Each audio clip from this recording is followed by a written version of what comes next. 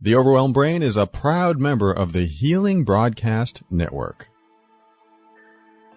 Are you annoyed by affirmations?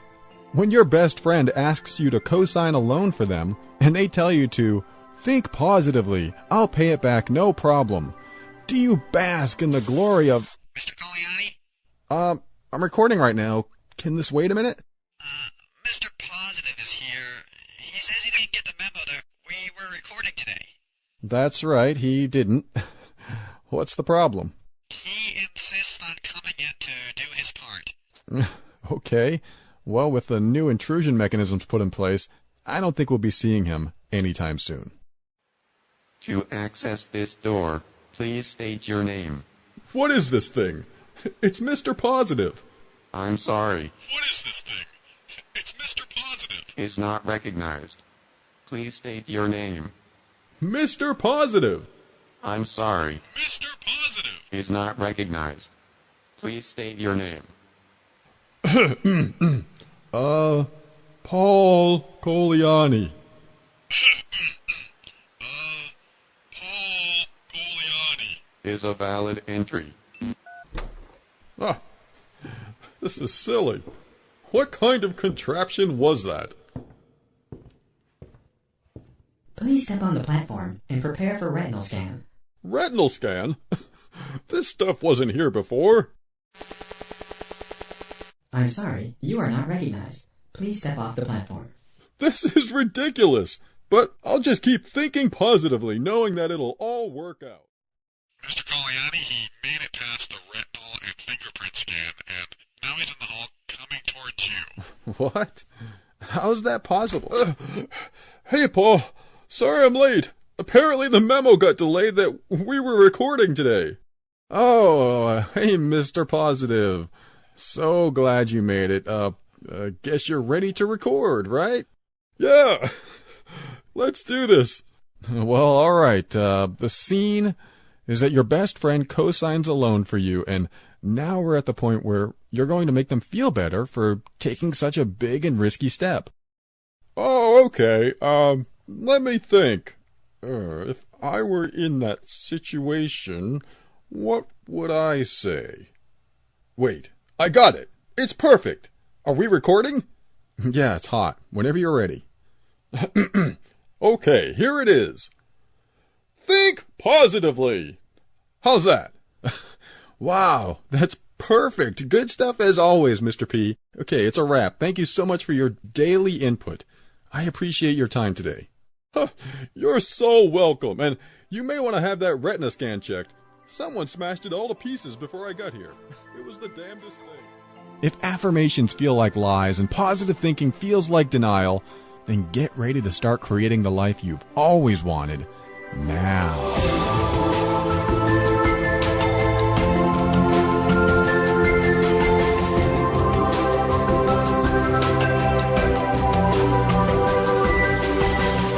Hello, this is Paul Coliani, host of The Overwhelmed Brain, the personal growth show for the critical thinker.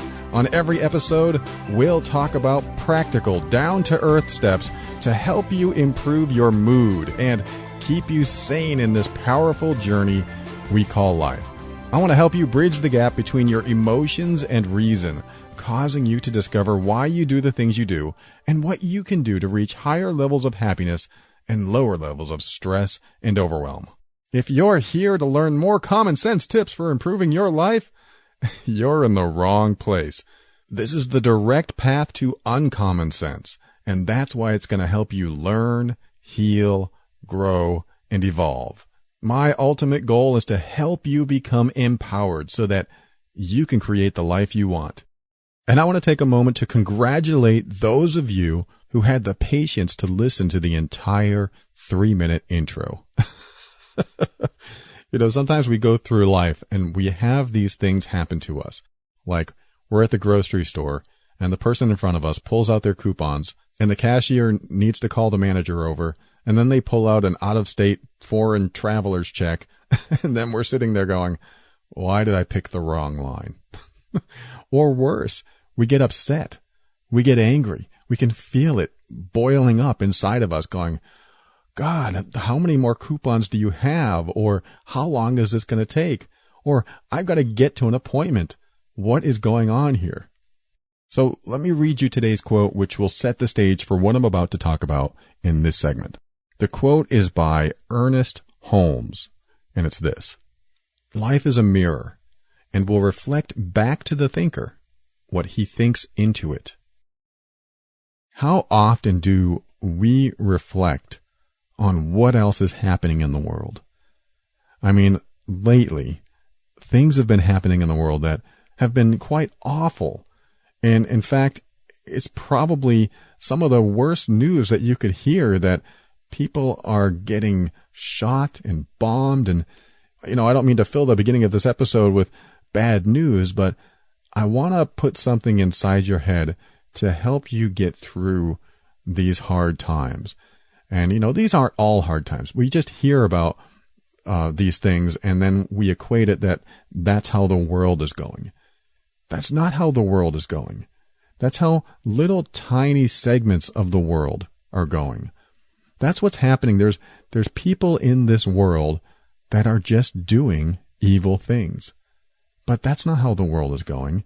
That's what those people are doing to certain other people, to certain places in the world. But the world itself has a lot of good things going on. And it's hard to see that when we get repeatedly exposed to bad news.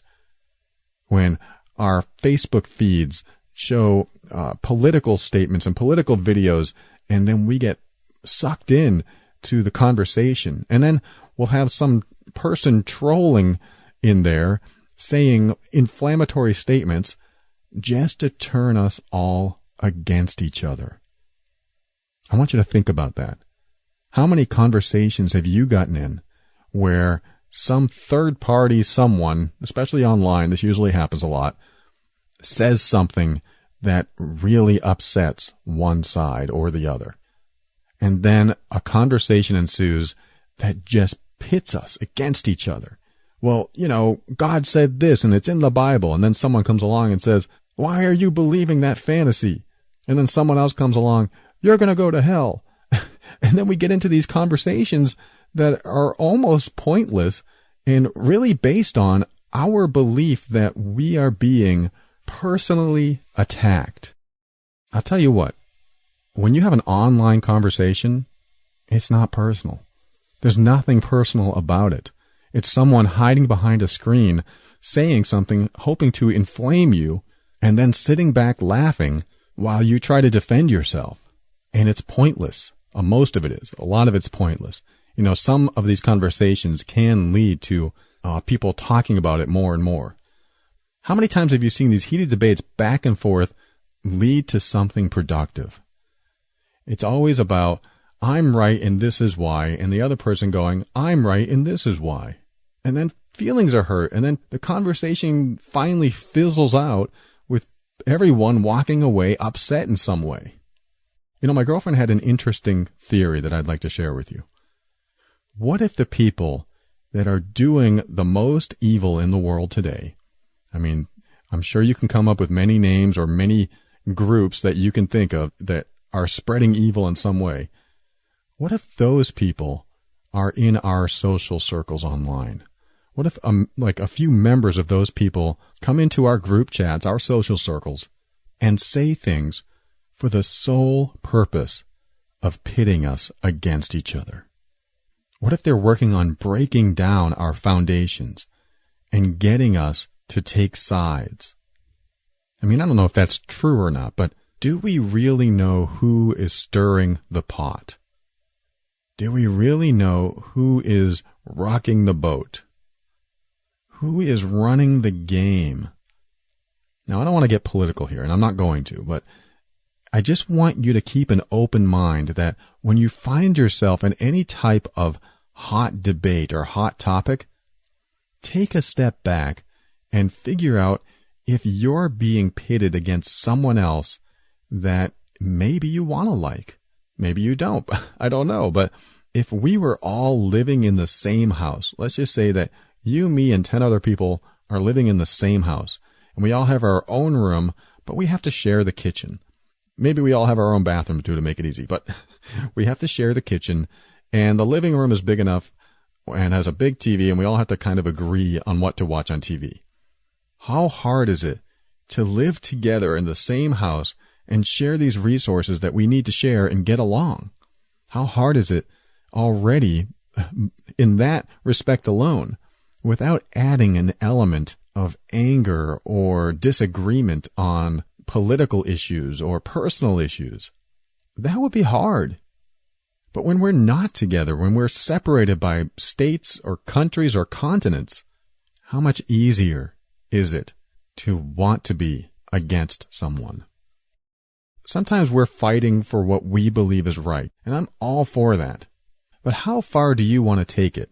And how important is it for you to be right about something that you're really not directly involved in anyway?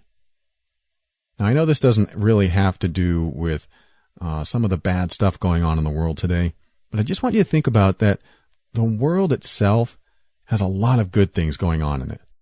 There's more equality now than ever, and it's, we still have stuff to work on, but we're getting better and better at that every day. And the better the world gets, the more opposition you're going to see pop up. Not everyone wants equality.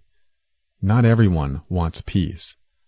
So I'm not saying that the world's going to get worse. I'm just going to say there are going to be individuals and individual groups that are going to spring up and try to take our peace and comfort away from us. So we just have to realize that there are people out there that don't want us to be happy. And what are we going to do? Are we going to let them dictate how we feel, what emotions we feel, what thoughts we think? Or when bad things happen, and they will happen, are we going to stick together? Are we going to stick together as our countrymen and women, as our planet Earth men and women? Are we going to stick together in the name of good and morals and ethics, knowing that the bigger picture is that we're all here to get through the day, the week, the year?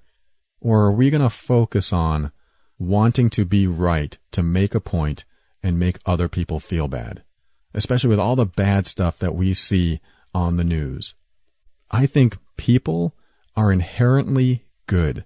They start off good, they start off innocent, and then their minds get programmed by those around them, by the people they are brought up by and hang out with. And as they get older, their minds are more and more influenced by their environment and the people around them. But they started off good. Our origins are good, which is why I have faith in humanity. I have faith that even though something terrible happens today, 100,000 good things happen tomorrow. But it's hard to find people sensationalizing the good things, and so easy to tune into and relate to the bad. So where are you tuning your thoughts? Where is your focus?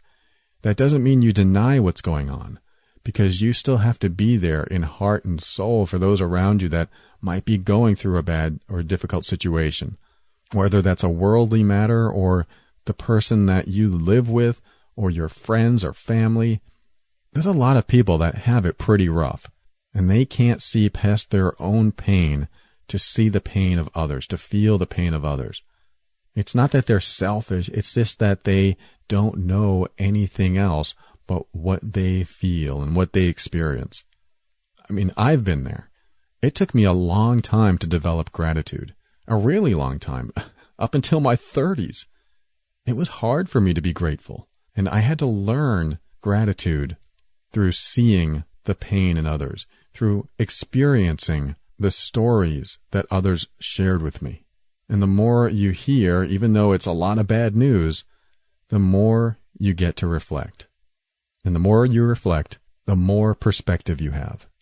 So let me say this. When you look on the news, when you look online, and you see the bad news pouring in, it's okay to feel bad. It's okay to feel angry. It's okay if you want to do something about it. But there's going to be a point where feeling bad has to pass. It has to. You can't carry it with you. You have to let it pass. And if you can't think of any reason to let it pass, then think of this. There are people hurting that you may need to be there for. I mean, it's sort of like when a child is lost in a family. The entire family is devastated, and they go through a huge grieving process, probably for the rest of their lives. And the grieving needs to happen. You need to cry. You need to be upset. You need to be mad at whoever you need to be mad at. Let it come out. And then, as you do that more and more, as you express more and more, the pain decreases. It doesn't mean you don't love the person anymore. It just means you don't have to feel the pain anymore. And as the pain decreases, you can start to be there for each other again. And you can start focusing on what you have now and who needs you now. And if you're looking around and you're thinking, well, no one needs me now, I'm alone, or you have any types of thoughts where you think no one needs you, remember the number one person that needs you is you. That sounds silly, but it's absolutely true. If you can't be there for you, then even with people around you that can be there for you, they will not be able to help you until you can help yourself. And all that means, I don't want you to look so deeply into that thinking, how do I help myself? Well, if you're listening to this show, that's a good start. But one of the things that you do to help yourself is start living authentically. Start honoring your personal boundaries if you're not already doing it. Start with one small step of living from your true self. There's nothing worse than moving through life, living the way others expect you to be. There's nothing worse than that. There's nothing worse than living inauthentically. I know you have to be careful around some people. If you're truly authentic around some people, they may be aggressive or violent, so you have to make the right choice then.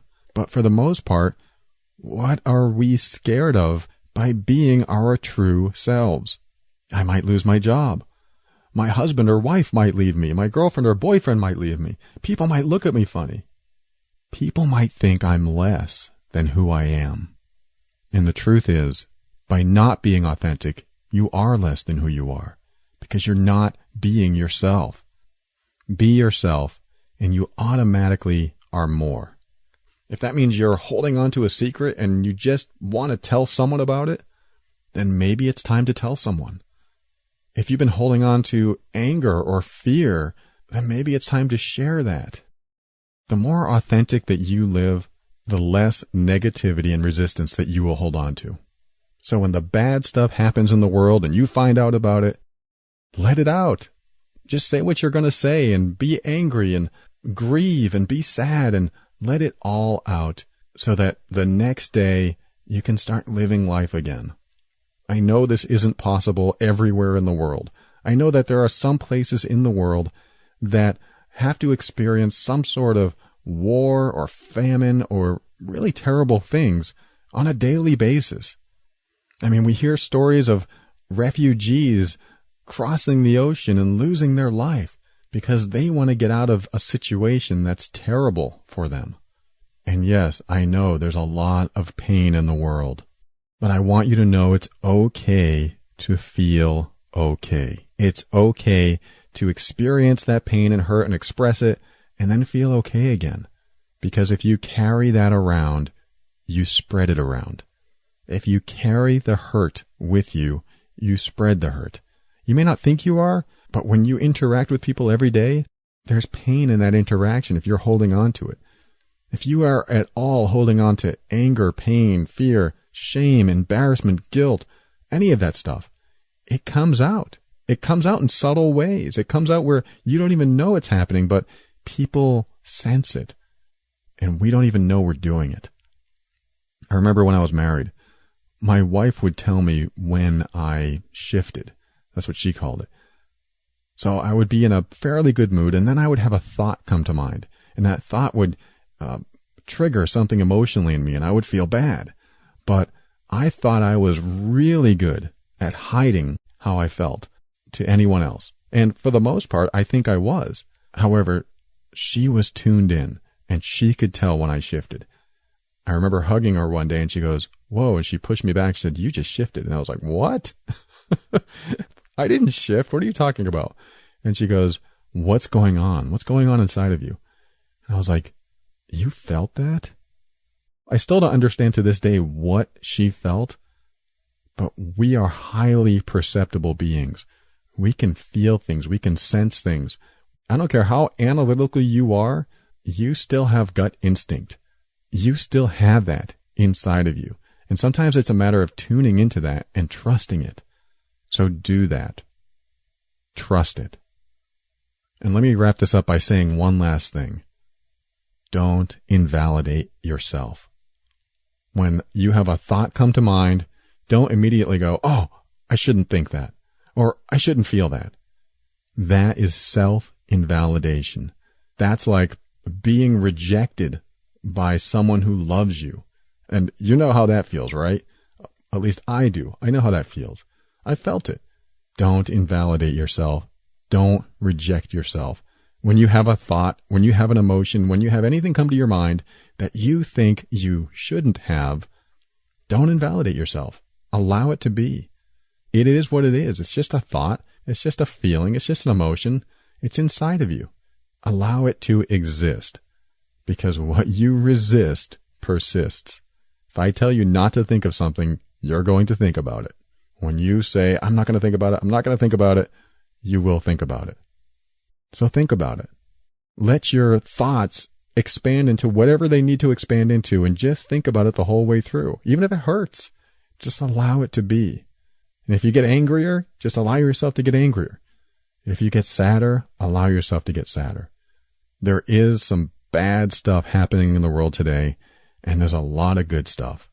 And I want you to be there for the good stuff too. I want you to be there authentically so you can enjoy the good stuff. Carrying the pain or carrying the hurt puts a filter over your perspective. But letting go of that, or at least experiencing it, allowing it to be inside of you so that it can be expressed fully, whether you have to tell someone or just express it in some other way, just letting it out so that you can feel good again, takes off that filter so that when good comes your way, you can experience gratitude. It is possible, and it does happen. Let's move on to our next segment called Ask Paul.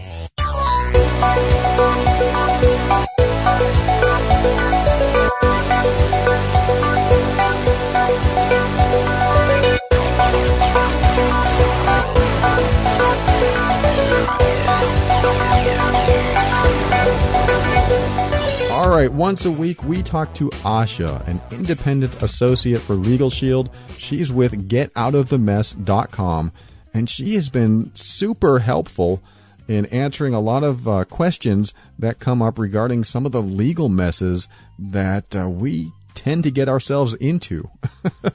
And I just love having her on the show because she's just knowledgeable and she knows what she's talking about. So today I want to ask her something pretty important. If you're living with someone and want to get legal service of some sort, and you're afraid that they might find out that you're talking to an attorney, is there a way to conceal that fact? You know, they might have access to the bank statements. They might have access to the mail that comes in. How do you talk to an attorney and get legal representation without being tracked or traced? So here's Asha to take that question right now. You're absolutely right. You will get mail from Legal Shield when you sign up. You're going to get a welcome packet with your card and your ID number and your law firm number and how you call to make inquiries and that sort of thing. And if you used a credit card or even a check, yes, it would show up on your statements. So the question that you ask might often pertain to a situation where somebody's considering getting a divorce. They haven't said anything to their spouse yet. They're maybe not even sure that that's what they want, but they're just trying to weigh their situation and decide what their options are. Now, as soon as that dollar amount saying Legal Shield shows up on the credit card statement, it might raise red flags in the family. So in that case, you can pay ahead, meaning instead of having it billed monthly to a credit card, you can sign up and then send in this case, you wouldn't want to send a check, but you could get a money order and pay with a money order and buy 6 months at a time that way and pay ahead so that way you're not getting bills. You also would not want to send that information to your home address. You'd probably want to send it to a friend or a P.O. box or your place of employment with your name on it. But that would be one way to keep it out of the limelight in your house until you've had some time to digest and figure out what your options are, what your recourse is, and what you might want to do and how far you might want to go in whatever situation you're contemplating. All right. Thank you so much for your time today, Asha. And if people want to get a hold of you to ask any questions, how can they reach you?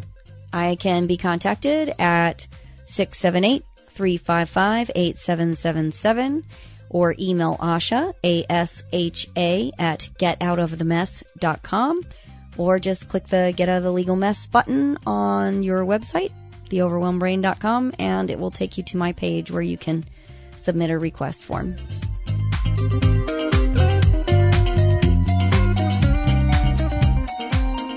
This next segment is called Ask Paul. It's where I read a listener email on the air and do my best to answer and help them through their challenges. This week's letter is from a person named Jill, just like every week's letter is from a person named Jill.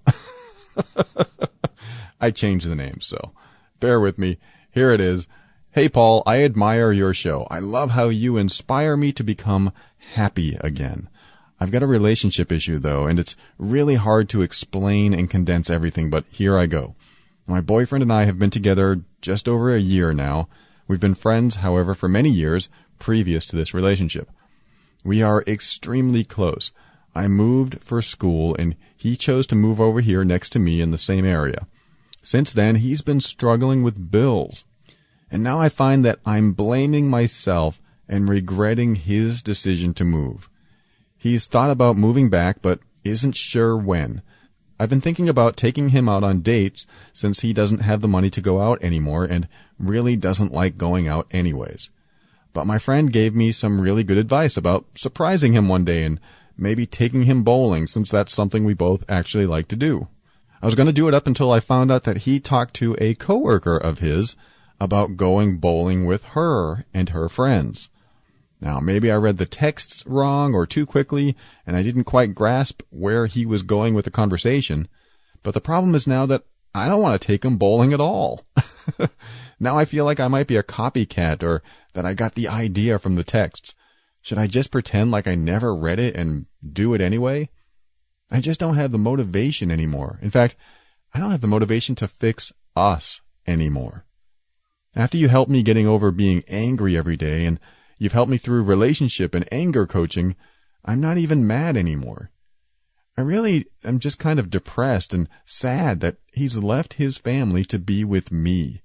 He's stressing paying the bills like I am, and I'm depressed because I feel like my relationship is tearing apart. I'm depressed because he could have lived so much better back home without me. He could have invested so much money with the job he had before. He could have used his moving money to invest in a better future for us. Should I encourage him to move back home since he's talking to others about it anyway? Ideally, I like having him here, but I love him way too much to just let him drop his opportunities and comfort of living for me. Am I putting myself down too much? I think I need to listen to your podcast on negative self-talk again because I'm really good at crying about how worthless I feel being with him. Since before we started dating, I told him how he's too good for me. I told him that best friends is what we're good at, but we ended up getting together because we started connecting in other romantic ways, and I had him in my thoughts constantly. And quite honestly, it's the best and longest relationship I've ever been in. We consistently have issues, and I don't know how to fix them anymore. I feel like giving up, but I can't because I don't want to give up on him. Everything I say doesn't matter anymore. I talk about things that bother me, and he doesn't. And he complains about how everything is always about me. I don't want to throw out our relationship that we have worked so hard together on. I don't even think he wants me like he used to. I think he feels obligated to be here because he's just gotten used to living here and making friends. Please help me before I go crazy with my overwhelmed brain. Now, this letter was written a couple months ago, so I reached back out to Jill, and I asked her if it was still the same situation before I read it on the air. And she did send me an update. She said, well, we're still kind of going through the same thing, although I broke up with him 3 days ago. We tried to work things out ourselves. I thought things were better.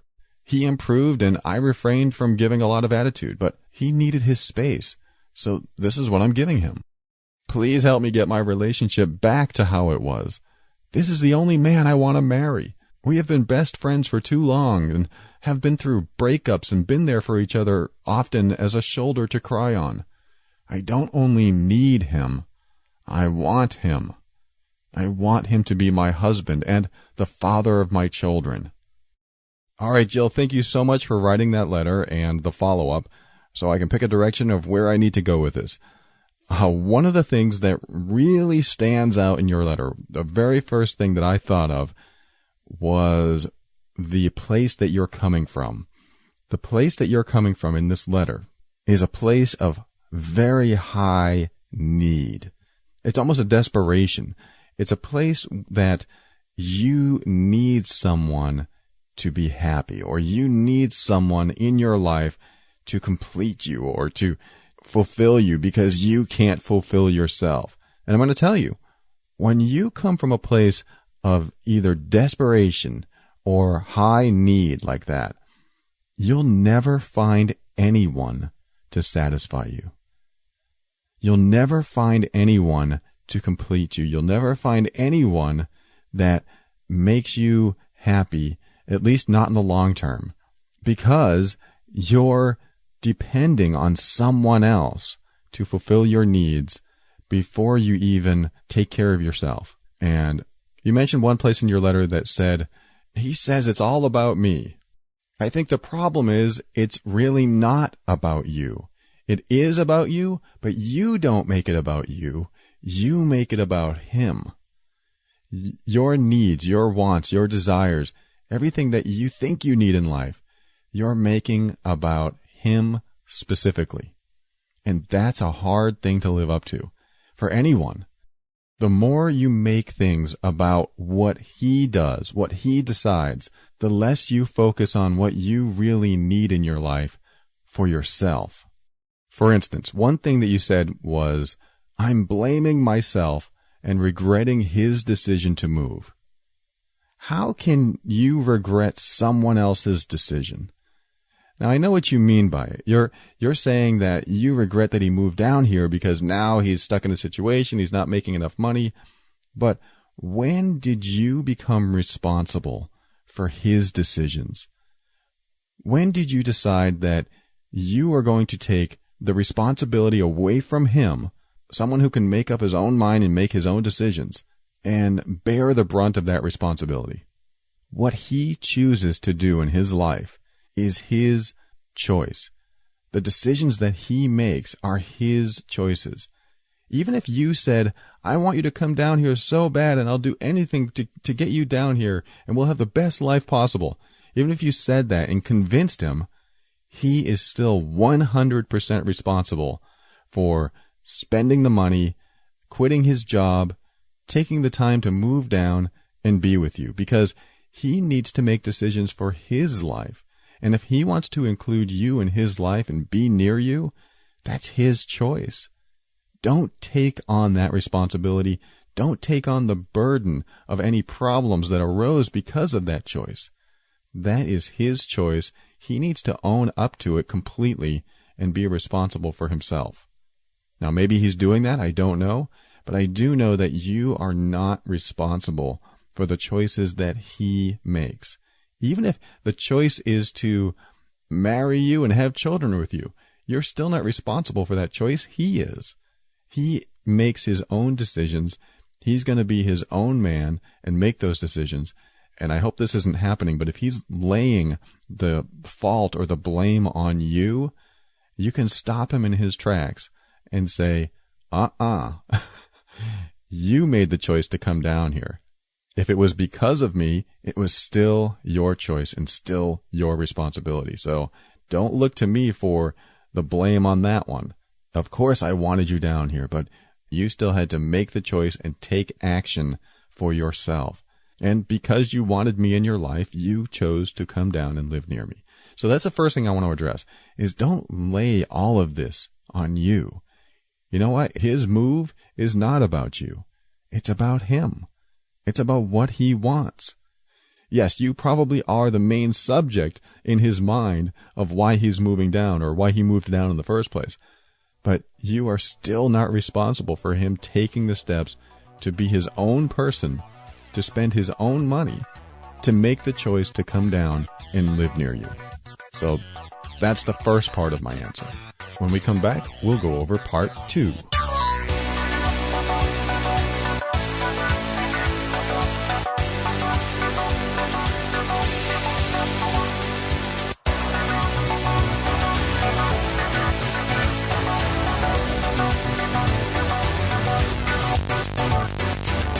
Let me address a few other things that you said here. Another thing you said is, I've been thinking about taking him out on dates since he doesn't have the money to go out anymore, and he really doesn't like going out anyway. Well, if he doesn't like it, then why go out? He probably doesn't like going out for a specific reason. What's the reason? Why doesn't he like going out? Is he an introvert and just likes watching movies at home? And if that's the case, then emphasize that in the relationship. If you are an extrovert and like going out and socializing, then that might be a slight incompatibility in your relationship. It doesn't mean it's a problem. It can be a problem if that's all you want to do and that's all he doesn't want to do. But if you are there to love and support him, then you're probably going to find things to do that he wants to do and come to some middle ground. Maybe what he likes to do isn't what you like to do, so you probably won't find a middle ground, and that will be a problem. But I'm willing to bet there's something that he likes to do, like you said, bowling, and I'm going to get to that bowling comment in a minute, but it's not about doing the things that you want to do and taking him along. It's coming to a decision of what would be fun for both of you. So that's neither here nor there. It's not a vital part of what I'm talking about today, but just wanted to mention that if he doesn't really like doing it, then why consider doing it? So let me skip on to the next one. You said he could have used his moving money to invest in a better future for us. Again, don't lay any of this on you. That was his decision to move, to spend money, to get broke if it happened, to end up on the street if that happened. These are still his decisions, and he is 100% responsible for the decisions that he makes and the action steps that he takes to where he ends up in life. Now, if you regret that he came down and is now broke and can't take you out and now can't make a future for you guys, I think when you are a couple and you're living together and you plan on getting married, or you are married, or you just plan on being committed for the long term, then the decisions about where to invest money are more mutual. They're more decided upon by both of you instead of just where, for example, he chose to spend this money. He chose to spend the money to be closer to you. So in a way, that sounds like an investment in the relationship's future. So if you look at it that way, he did make an investment for both of you. Take that burden of where he spent the money, where he invested it, off of you, because he chose to spend the money to be closer to you, according to your letter. Now, next point. Should I encourage him to move back home since he's talking to others about it anyway? Now, the update to your letter said that he's making friends and maybe he doesn't want to move home now. This is great. This is him getting used to the area, getting used to the environment, and really settling into himself, learning that maybe he does want to stick around. Now, I don't know if that means he wants to stick around and be with you. Quite honestly, I don't know that. But I do know that he's making decisions for himself and doing the things that he feels are good for him. These, again, are his decisions and have nothing to do with you. Even if you guys are a couple and you're getting along great, it's still his decision, and it's still something that you need to remove yourself from the burden of thinking about. I mean, you can see that I can detect a pattern here, and I don't mean to bludgeon you with this information, but you really are taking on way too much of what decisions that he makes in his life, when you should really be focusing on what you want in your life. And we're going to get to that in a minute. Now, the next point, you said, since before we started dating, I told him how he's too good for me. Well, let me clear this up right now. No one is too good for you, because you are great. Now, I'm not just saying that to blow smoke. I'm saying that because as long as you have that belief that someone is too good for you, you subconsciously put yourself down. And I want that to stop. I want you to stop putting yourself down and realize the good person that you are. I mean, your letter is full of love and compassion, and you have these positive aspirations for yourself and for your love life and wanting to be with someone who makes you happy. You are a good person. You are amazing. You've heard me say that every episode. You are amazing. Don't put yourself down ever. That's a direct command to you. Ever. By saying that someone is too good for you. Because damn, you're great. And I just want you to absorb that. Soak that in. You're great. I don't care if you've made mistakes. I don't care what you've done in your past. Right now, you're working on yourself. You're trying to figure things out. People that are inquisitive and curious about their own personal growth and development and really want others to be happy like you. You have compassion. You have so much inside of you. So stop measuring yourself in a way that puts you down and start seeing all the positive aspects of yourself and know that, damn, when someone gets together with you, they're going to have an amazing woman. So keep that in your head. How about this? You're too good for a lot of people out there, and they need to measure up to your standards before they can get in and be with you. Now, I know that sounds a little egotistical, and you do have to be careful about becoming too egotistical, but I don't think you have it in you to be too egotistical. I think you have more compassion than most people, almost to a fault. And what I mean by that is, when you show so much compassion for someone else, you usually take compassion away from yourself. Now, compassion, in my opinion, is the opposite of ego. Ego is all about you. It's all about myself. How can I gain for myself and no one else?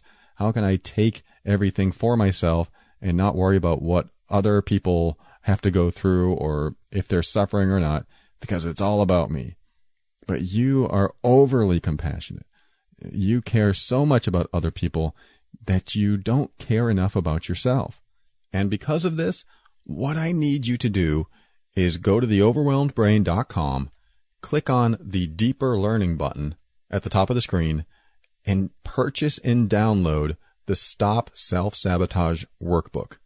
Now, it's a purchase. It's an investment. It's an investment in you, but it's only $5. So it's not a big deal, but it's definitely worth your time. It's only 8 pages, but it is enlightening. It's sometimes life-altering because what it will teach you is what is most important to you about the major areas in your life. Now, you might think you know what's most important to you in the major areas of your life, but a lot of people don't actually write them down or understand how to figure out what's most important.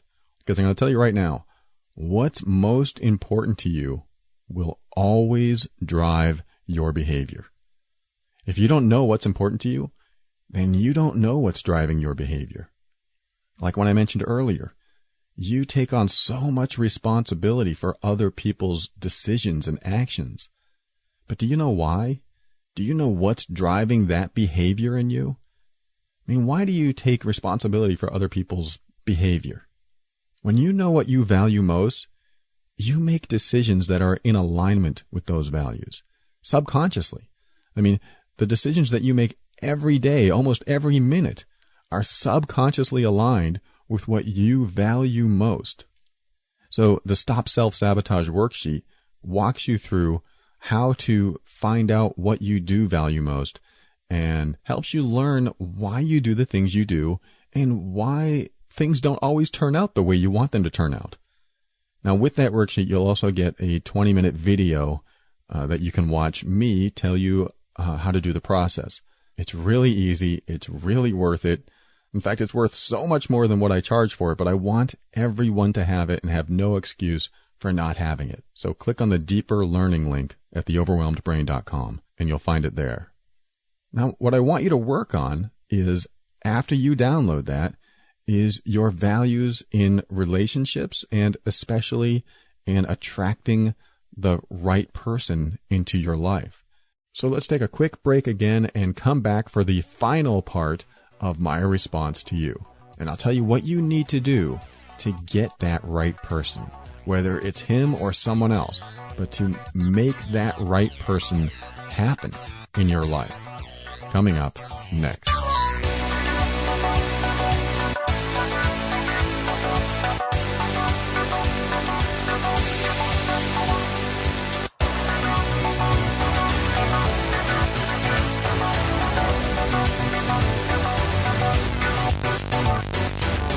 All right, I want to tell you what you can do to attract the right person into your life. And you're going to do this. You're going to write down exactly what you want in a mate, down to how many hairs he has on his head, or she, whatever you want in a mate. You don't have to be that specific, but you get what I mean. If you want the person to make $75K a year, then put that down. Put down specifics. If you want the person to be 5'6", no taller, no shorter, put that down.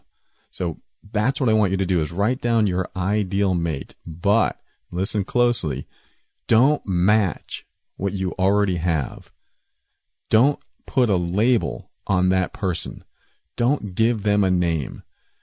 Don't call him or her a name that you already know, because what you're doing is defining your ideal mate, your ideal lover, romantic partner, whatever you want to call him or her, and write down everything you want in a person. Then after you write that down, then you can compare what you want in your life and what you're getting. And sometimes the people in our life don't match with what we wrote down.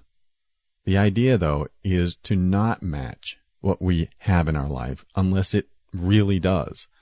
If it matches, great. You're on the right track and you're attracting the right people.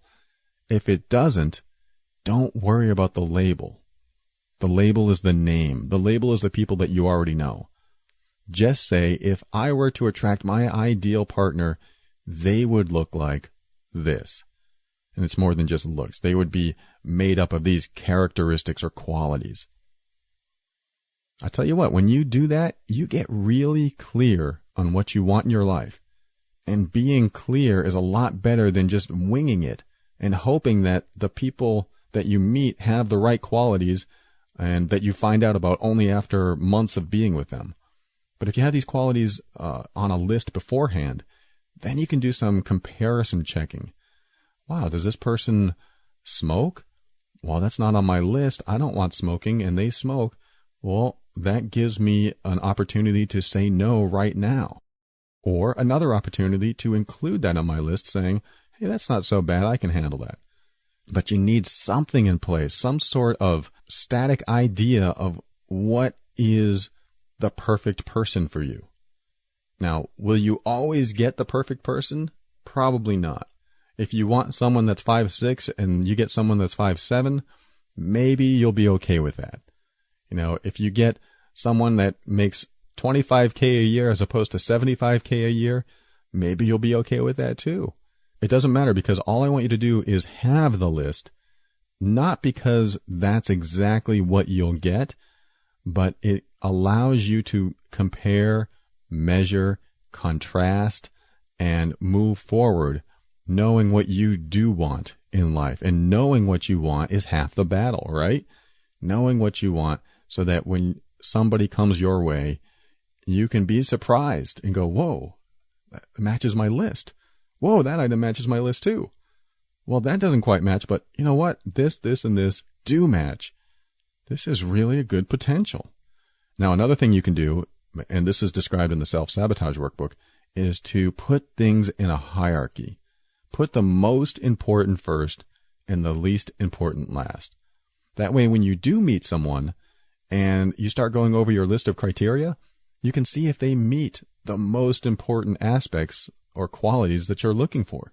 And if they are not meeting those most important aspects, the rest of it probably doesn't matter. For example, the guy that moved down to be close to you. Let's just say that he was incapable of making more money than he's making now, and you didn't feel good about that. Let's just say that on your list, he needs to be self-sufficient and not behind on his bills all the time, always stressing about finances. But that's what he was. But since you love him, you kind of give him some leeway, give him a little break here and there, maybe even pay for dates, and let things slide.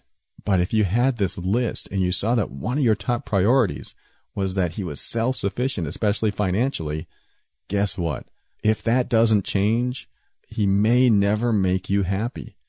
Now, is that a shallow thought process to think that money is something that drives us or makes us happy? No, it's just a thought. It's just criteria. It's just something that you want in your life. He may make no money and be a humanitarian. It doesn't matter, because if you find it important, that's what matters. You want what you want in your life, and you deserve to get what you want in your life. You may not always get it, but I guarantee you'll get food for thought. I guarantee that when you do meet someone who doesn't meet some of your criteria, you'll have an opportunity to rethink some of that criteria and find out if it's acceptable in your life. If you don't mind that he might be financially strapped because he has so many other wonderful qualities, then maybe allowing him into your life is something you can try. Now, I know that you guys just broke up and you still want him back, but this list that you're going to create is what I want you to consider for allowing anybody into your life. Remember, don't put his name on this list. Just make it generic. That way, if someone comes along that is not only fitting all of your criteria, but also makes you just as happy, if not more happy, than he did, why wouldn't you give it a chance? What if someone came along and had more qualities and characteristics than this other guy has, and you find out that he can actually make you even happier? Again, I'm not telling you to rely on someone else for your happiness. I'm just saying, when you find someone with the criteria that makes you fulfilled in a relationship, then why does it matter what label that person has? Why does it matter what name they have? If someone comes along that is so much more fulfilling for you in every way, then why would you stick around with someone who doesn't seem to want to stick around with you? I'm not saying that's the case, but when things work, they really work. They synchronize, and you guys get along great, and it grows and grows. It doesn't grow apart. It grows closer, and it should grow closer every day to a point where you just feel close, comfortable, and safe with each other and not stressed out all the time. Usually when that happens, there's values that are out of alignment with each other. If he did this values assessment where he wrote down what's important to him in a relationship and what's important to him in a mate or a partner, you'll find out exactly if you fit the criteria. My guess is that your values are out of alignment with his. So what he's looking for and what you're looking for are divergent. They're going in two different directions, and you may never be able to meet in the middle. Now, I know that you love him and you want to have kids with him, but think about what you've had up to now, and then amplify that by 10. Amplify that by 100. Because when you commit or marry someone, whatever is happening now and up to now, whatever emotional triggers that have come up, whatever arguments that you've had, they multiply, they amplify in a marriage. They amplify in a committed relationship. And if you don't believe me, you've probably never been in a long-term committed relationship. But if you do believe me, you probably understand where I'm coming from. When I got married, I thought it was the cure-all for all our arguments and disagreements and things like that. But it turns out that when you get married, it just solidifies what's already there and brings it out to the surface more often than not. If you were arguing a little bit before, you argue a lot after the marriage, typically. This is typical findings in my coaching career. But what I found is that when you are supportive of each other and loving each other to the point where you want the other person to be happy no matter what, even if their happiness doesn't include you, you build a powerful, bonding, long-lasting relationship. That's someone that you feel good committing to and being with for a long time, if not the rest of your life. That's powerful. That's a place of fulfillment. That's a place of satisfaction, of having each other's back, almost selflessly. That's where I want you to be in a relationship. So regardless if it's this guy, another guy, or someone else, make that list of your perfect match and then measure the criteria of people that you meet against that list and be choosy. Be choosy, because hardly anyone is good enough for you. And you know what I mean when I say that. It means that people have to pass your criteria to be with you. And that's important for you to be happy. That's where happiness comes from. It doesn't come from another person. It comes from you honoring yourself to the point that you will exclude anyone that doesn't honor you, doesn't honor your boundaries, your values, doesn't honor who you want to be and how you show up in life. I hope this helps. And if you guys get together again and give it a shot again, I wish you the best. And certainly reach out to me if you want to do any one-on-one coaching with this. It's one of my specialties, relationships. I've been through so many and I've talked to so many people regarding relationships, so I might have some insights for you. Anyway, thank you so much for writing, Jill. I appreciate you reaching out to me, and I hope this has been able to help you a little bit.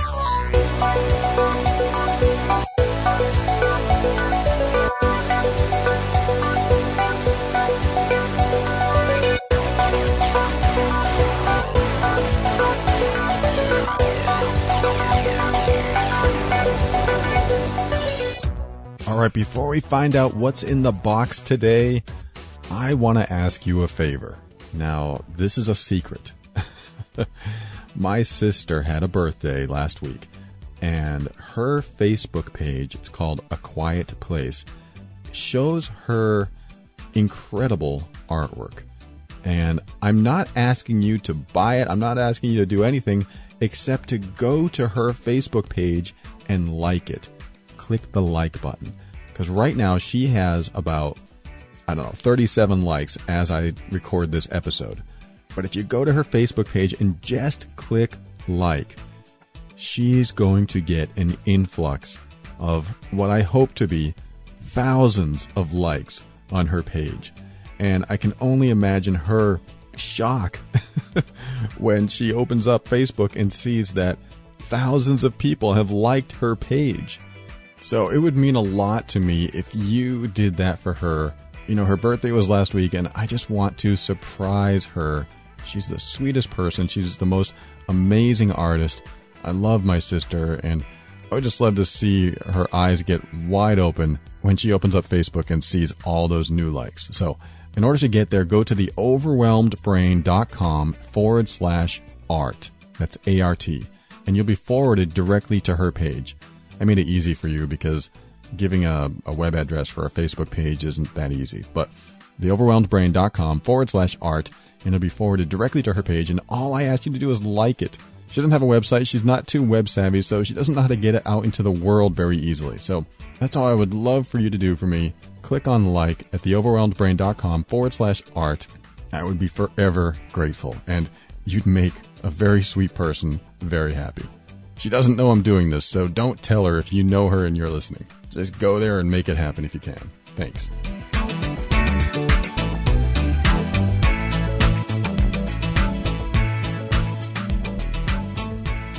All right, this next segment is called What's in the Box. It's kind of that potpourri segment that sometimes gets left out in a lot of episodes. But when I have time, which I do, I have 3 minutes? Something a really short period of time right now.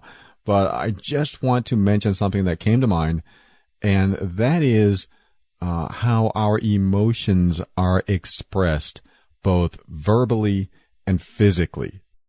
I had this thought many years ago regarding our voice inflection, regarding how we express ourselves through voice. And if you notice, when you listen to me, you notice the tone of my voice and my inflection go up and down. You know, sometimes I'm talking at a high pitch, and sometimes I bring it down and I talk to you at a lower pitch. Now, why is that important? Well, for one, I want you to notice the emotions that get invoked in you when I do that. When I'm talking low, when you can hear me talking like this, it sounds more hypnotic. It sounds more calming. It sounds more relaxing. And, I don't do that on purpose. I just talk from my heart, and whatever comes out, comes out. But I do notice this even when I'm listening to my own show. I'll listen to my recording and I'll go, oh, I feel pretty good. Then my voice will raise and I'll talk about something with passion or at a higher rate of speed. And no matter what I say, you can feel an emotion inside of you get evoked. Now, why is this important? Why does it matter? Well, I care about it in the sense that how many people do you know that speak at an even keel all the time? Hey, this is Paul, and I want to share with you today's lesson, which is apathy, or something like that. How long can you listen for without going, oh my God, I'm getting a little tired and I'm too relaxed and there's no energy coming out of this conversation. And maybe you don't know why there's no energy coming out of the conversation, but here's the point I'm trying to make, is that the more even-keeled in your voice that you are, the less emotion that you're expressing. Now, I could be wrong. This is a theory of mine. It's just an opinion. But the reason I say that is because when I started this show in November of 2013, I sounded like that even-keeled, mostly monotone person that I just imitated. And what I noticed at the beginning is that recording the show stressed me out. It did. It stressed me out. Let alone that I had to schedule interviews and talk to people when it was an interview format. But I noticed that I wasn't coming from my heart as much as I was coming from my brain. I was coming from a conscious place of, I have to get everything right. So I got to keep talking and filling space and not leave any dead air and then ask the right questions. And a lot came to mind. That comes with beginning anything that you do that you're new at. I was totally new to broadcasting, so I didn't know how to broadcast. So I would come on the air and just do my best. And I did pretty well, but I listen to those old recordings now and I go, wow, how did people listen to this stuff? And to give you an idea, I'm going to play you a little segment of what I used to sound like right now. The reason I wanted Brian on my show today is that he's an expert on influence and persuasion. Your journey to a stress-free life would be a lot smoother if you knew what influenced you and why you do some of the things you do. And Brian is one of only 20 Cialdini certified method trainers in the world, having been trained by Robert Cialdini himself, who is best known as the author of the extremely popular book, Influence, The Psychology of Persuasion. Brian's also a sales coach for a dozen regional vice presidents across the country, and the focus of his sales training and coaching revolves around ethical influence and persuasion. And now this is what I sound like today. Do you notice the difference? There is a difference. If you don't notice it, besides the audio quality, much different back then, the biggest difference that I notice is that I just sound more authentic today. I listen to myself and I go, he just sounds like he's coming from his heart. I mean, it's weird to think of yourself that way, but this is something I've analyzed in myself, why I sound so different than from before. You know, one of the things that happened to me during the first few episodes was being stressed a lot about the show, trying to get a good message out to you, and trying to create a good show and, you know, hopefully sustaining the show as much as I can. But one of the things I wanted to do was try to figure out how someone can talk for so long.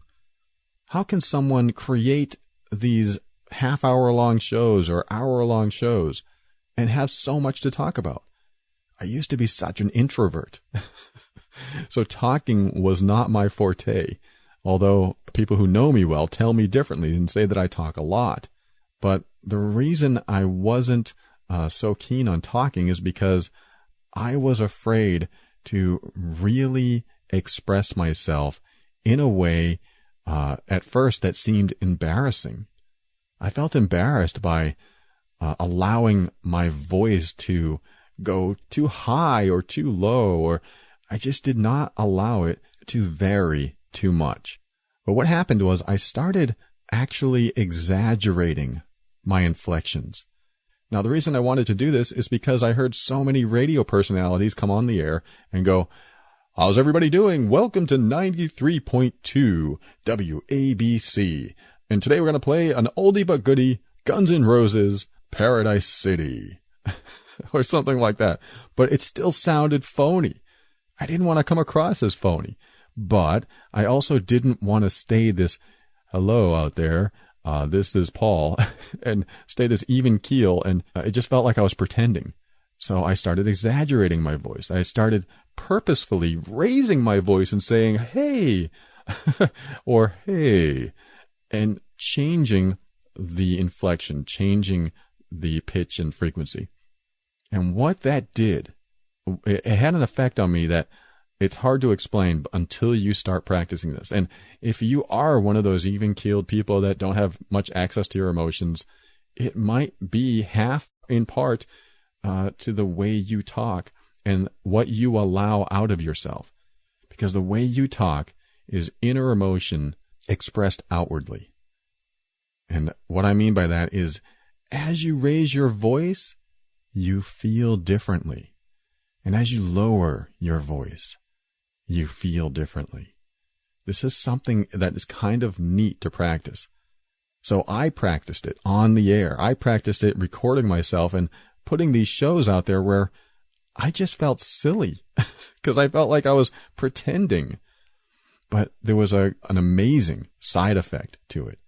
I started accessing a part of myself that I didn't know I had, a more authentic part of myself, a more expressive, creative, innovative part of myself that I didn't even realize I could access so easily. Now, what is that part inside of me? I've come to determine that it's easier access to my subconscious mind. It's that deeper inner place inside of me where the deeper processes of my mind and body are stored. And that includes long-term information, that includes emotions, that includes so much more that I didn't have access to before. All because I chose to start exaggerating my inflection of my voice. Now, I can also talk about how the more you move your arms and the more expressive you are physically with your body as you explain things to people, that is also, in my opinion, outward expression of inner emotion. It's a way for emotion to creatively express itself, and it's a way for it to come out. If you have anything trapped in there, if you have any emotions trapped in there, both positive and negative emotions, if they're in your body and they need to come out in some way, that's a good start, is to start expressing yourself just like I sound now, like I'm doing quite naturally now. I talk this way almost all the time now because I practiced, which helped me access my subconscious mind a little bit more and access those inner emotions and allowed them to come through my voice. So let me end this segment today by just saying that if you are having trouble accessing your emotions, you feel detached, don't be afraid to exaggerate and over-express when you talk to people, when you're explaining yourself, when you're communicating. And watch other people. You're going to see some people talk with their entire body. Some people will talk with their hands. Some people will move their head and their eyes a lot. And then you're going to see more balanced people that are very low key. And then you're going to hear people that raise their voice a lot and talk with passion and then bring it back down and are low and more neutral. And, these are all just little subtleties on how we communicate. But what I've noticed is that the more I practiced and exaggerated, the more emotion was allowed to come out of me. Inner emotion expressed outwardly. That's how I want to end the show for you today. I wish you the very best. Thank you so much for listening, and we'll talk again soon.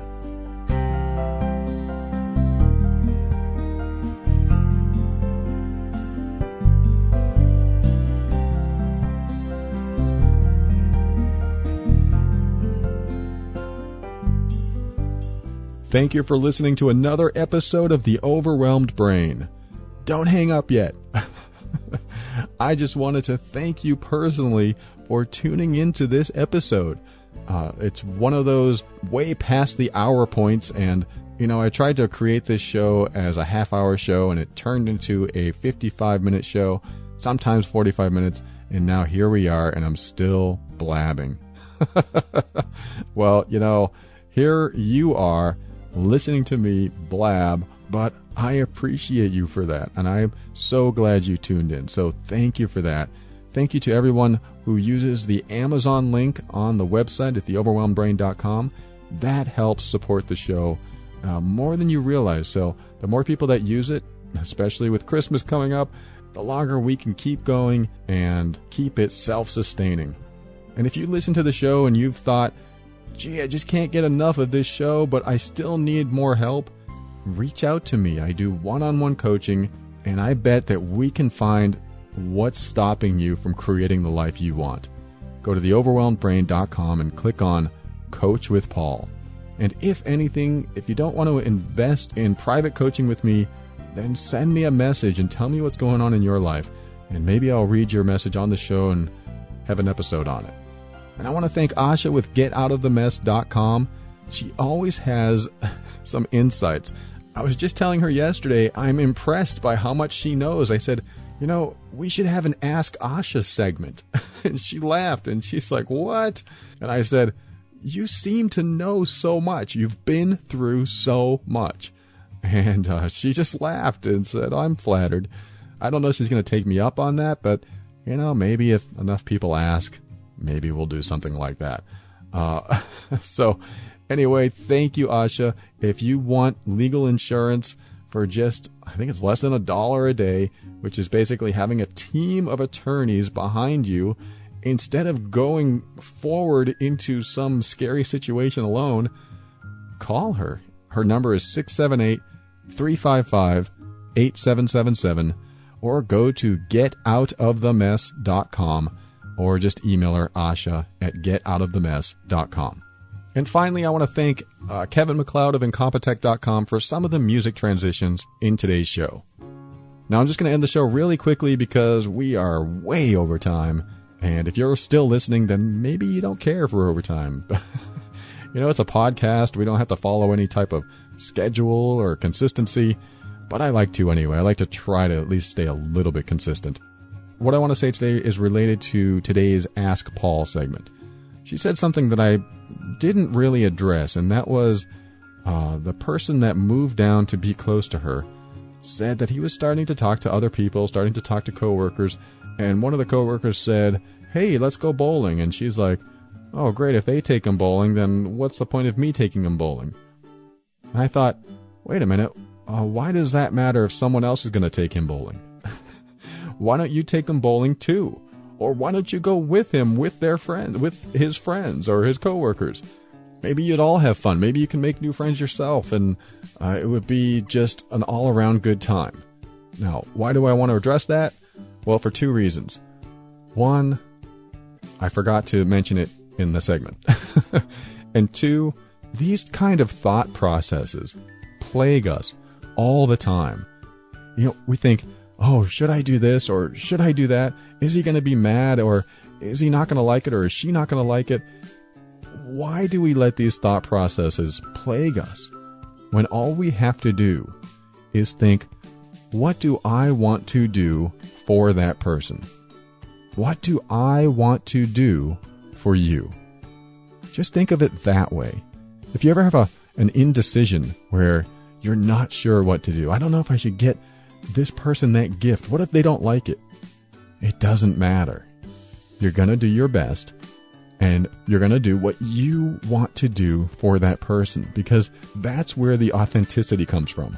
That's where your good nature comes from. It's from you, not trying to manipulate or coerce an outcome.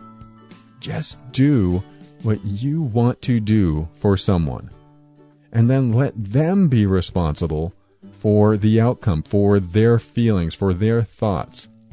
It's possible they don't like what you get them or what you do for them, but that's still their issue, because someone who loves you and supports you is going to see the intention behind what you did, and they're going to go, wow, that was very nice of you.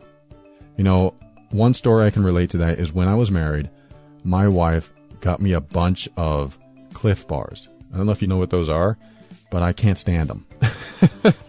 They're sticky, they're sweet, and I just don't like eating them. They're probably delicious to other people, but I can't stand them. And she was trying to get me a healthy snack because I never ate enough throughout the day. I would get involved in my work and just work and work and work without thinking about eating. So she came home and she was so excited. And she showed me all these different flavors, and she was just so happy to show me and share with me, and said that this would be a solution so I wouldn't starve and lose my energy throughout the day. Well, I looked at them all and I was smiling, and at the time I was really practicing honesty and being authentic, and I said, I hate to say this, but I don't like Cliff Bars at all. She's like, you don't? I was like, I'm so sorry. I know that you took the time to get this, and I'm so sorry that I don't like them, and I'll take care of it. I'll take them back. And her face just sank. She suddenly just felt rejected, betrayed. I don't know what was going through her mind. She felt very sad. Whatever she was feeling, it was happening in that moment. And then I realized what I did. I forgot to focus and acknowledge her intention.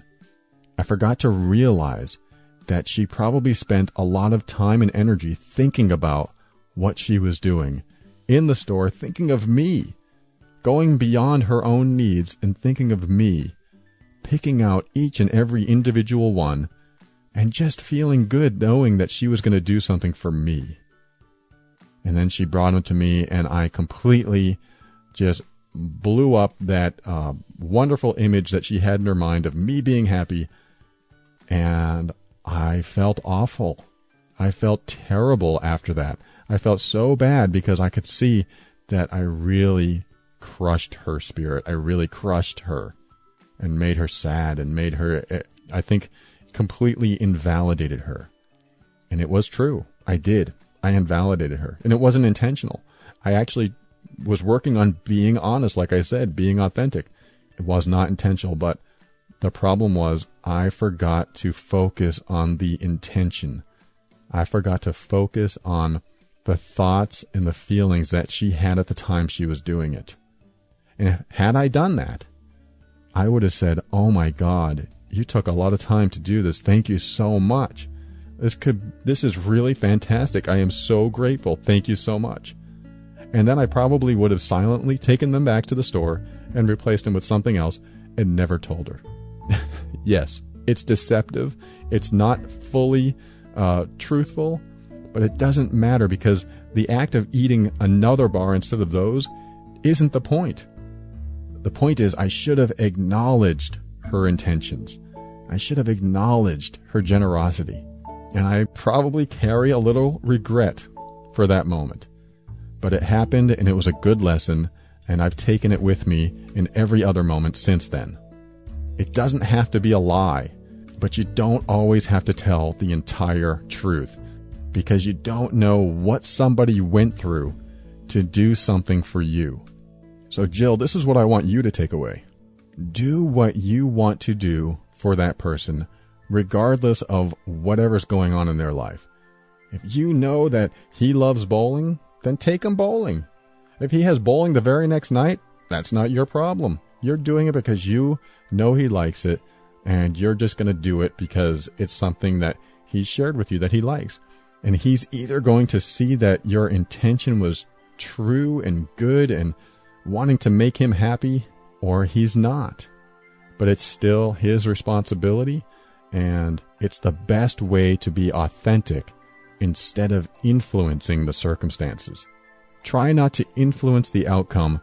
Just do what you feel is right and good and follow through. And if it turns out that you get a gift that somebody else got them, well, that's not your fault. Your intention was there, and they can choose to focus on your intention, or they can choose to focus on what pleases or doesn't please them.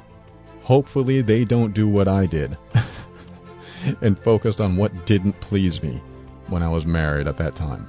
I appreciate you, and with that, I want you to open your mind and step into your power and be firm in your decisions and actions so that you can create the life you want. Always take steps to grow and evolve. You are powerful beyond measure. And above all, and this is something that I absolutely know to be true about you, you are amazing.